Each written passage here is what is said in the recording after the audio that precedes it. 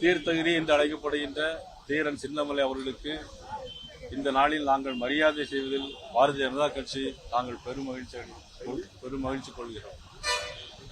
பாரதிய ஜனதா கட்சியும் சரி, பாரத பிரதமர் நரேந்திர மோடி அவர்களும் சரி, சுதந்திர போராட்ட தியாகிகளை மதிப்பதிலும் இந்த நாட்டுக்கு உழைத்தவர்களை நினைவு கூர்ந்து அவர்களுக்கு பெருமை சேர்ப்பதிலும் என்றைக்குமே முன்னணி இருந்து கொண்டிருக்கிறது. அந்த வகையில் நமது ஓடா நிலையில் தீரன் சின்னமலை அவர்கள் வெள்ளையருடைய வரி பணத்தை எல்லாம் எடுத்துக்கொண்டு வெள்ளையர்கள் மைசூருக்கு செல்லும் போது சின்னமலைக்கு நடுவே இருந்து அந்த வரி பணத்தை எல்லாம் புடுங்கி கொண்டு வெள்ளைக்காரன் போய் சொல்லுங்கள், தீரன் சின்னமலை உங்க பணத்தை எல்லாம் எடுத்து போய்விட்டார் என்று வீர முழக்கமிட்ட மாவீரன் தீரன் சின்னமலை அவர்களுக்கு மரியாதை செலுத்தி நாங்கள் இன்றைக்கு மகிழ்ச்சி அடையும். அது மட்டுமல்ல, சுதந்திர போராட்ட தியாகி மட்டுமல்ல, எல்லா சமூக மக்களையும் எல்லா இன மக்களையும் நேசித்தவன், ஒற்றுமையாக இருக்க வேண்டும் என்பதற்காக உழைத்தவர் மட்டுமல்ல, தன்னுடைய படையிலேயே எல்லா சமுதாய மக்களையும் வைத்தவர்.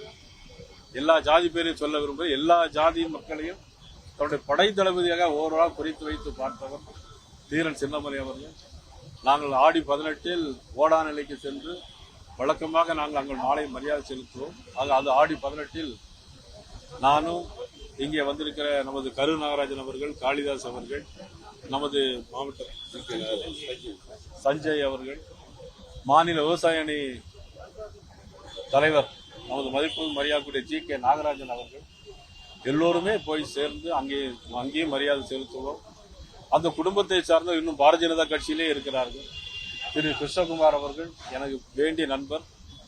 அவருடைய அங்க வீட்டுக்கு போயாச்சுன்னா அந்த கோட்டையை பார்த்தால் இன்னும் அவர் பயன்படுத்திய ஆயுதங்கள் மிக வித்தியாசமாக இருக்கு.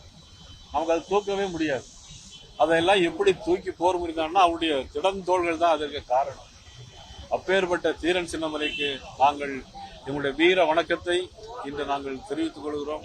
இந்த நாடு அவர்கள் சுதந்திர போராடின போல இந்த நாடு மோடி அவர்கள் இன்னைக்கும் இந்த நாடு நல்லாக இருக்க வேண்டும் என்பதற்காக போராடி கொண்டிருக்கிறார்கள், உழைத்துக் கொண்டிருக்கிறார்கள். அவர்களுக்கும் எங்களது நன்றியை வணக்கத்தை நாங்கள் தெரிவித்துக் கொள்கிறோம்.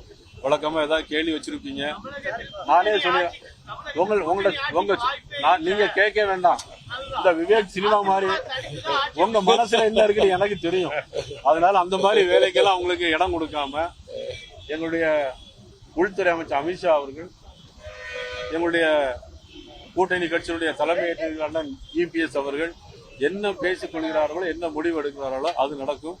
தேவையில்லாமல் பத்திரிகையாளர்கள், ஊடக நண்பர்கள் உங்களுடைய சந்தேகங்களை கிளப்பி பிளவுபடுத்துவதற்கு உங்கள் முயற்சியை கைவிட்டு விடுங்கள். இனிமேல் யாரிடம் கேள்வி கேட்காது என்று நான் அன்போடு கேட்டுக்கொள்கிறேன்.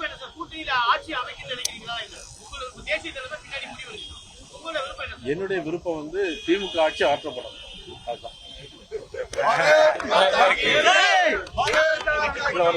என்ன தம்பி, என்னை பொறுத்த மட்டிலும் திமுக ஆட்சி மக்கள் விரோத ஆட்சியாக நான் கருதுகிறேன்.